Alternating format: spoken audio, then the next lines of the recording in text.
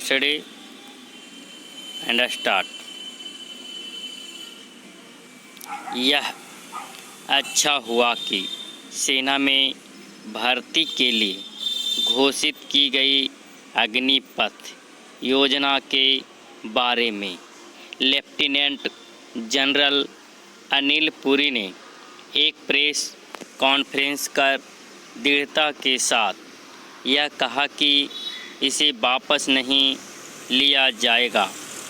ऐसी कोई दो टूक घोषणा इसलिए आवश्यक हो गई थी क्योंकि एक ओर जहां देश के विभिन्न हिस्सों में तमाम युवा आगजनी और तोड़फोड़ करके सरकार को झुकाने की कोशिश कर रहे हैं, वहीं दूसरी ओर कई राजनीतिक दल इन युवाओं को उकसाने में लगे हुए हैं।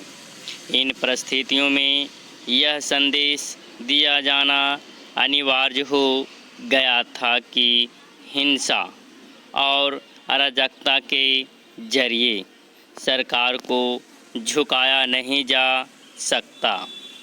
अब इसमें कोई संशय नहीं कि अग्निपथ योजना का जो उग्र विरोध हो रहा है उसके पीछे कुछ राजनीतिक दलों का हाथ है। ये राजनीतिक दल न केवल अग्निपथ योजना की वापसी की मांग कर रहे हैं बल्कि झूठ का सहारा लेकर युवाओं को उसी तरह बरगला रहे हैं जिस तरह उन्होंने पहले नागरिकता संशोधन कानून और फिर कृषि कानूनों के खिलाफ लोगों को भड़काया था।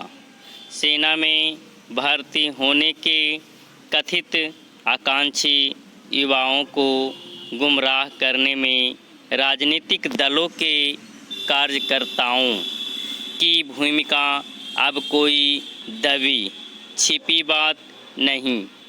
कांग्रेस समेत अन्य विपक्षी दल इस योजना के विरोध में जिस तरह खुलकर खड़े हो गए हैं उससे इस संदेश को बल मिलता है कि किसी षड्यंत्र के तहत युवाओं को सरकार के खिलाफ सड़कों पर उतारा गया है।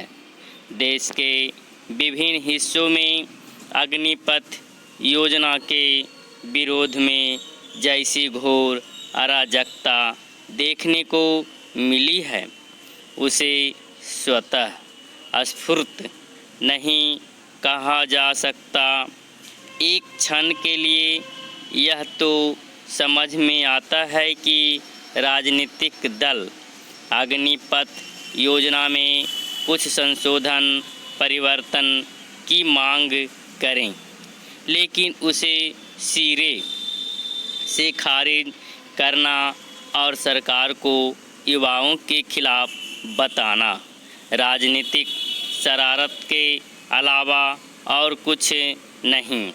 विपक्षी दलों और विशेष रूप से कांग्रेस इससे अनभिज्ञ नहीं हो सकती कि सेना के ढांचे में सुधार की कितनी गहन आवश्यकता है।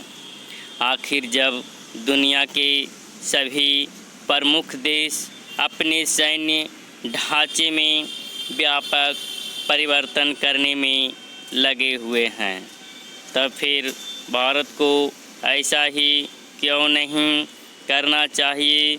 इसकी अनदेखी नहीं की जा सकती कि भारतीय सेनाओं के आधुनिकीकरण की प्रक्रिया लक्ष्य से पीछे ही चल रही है। इससे राजनीतिक दल भी भली तरह अवगत हैं, लेकिन वे अपने संकीर्ण स्वार्थों को पूरा करने के फेर में न केवल अंध विरोधी वाली राजनीतिक पर चल रहे हैं बल्कि ऐसा करते हुए राष्ट्रीय हितों को गंभीर चोट भी पहुंचा रहे हैं। इन राजनीतिक दलों को अपने ऐसे क्षुद्र आचरण पर शर्मिंदा होने के साथ साथ इसका भी भान होना चाहिए कि वे सरकार को नीचा दिखाने के चक्कर में राष्ट्रहित की बलि ले रहे हैं।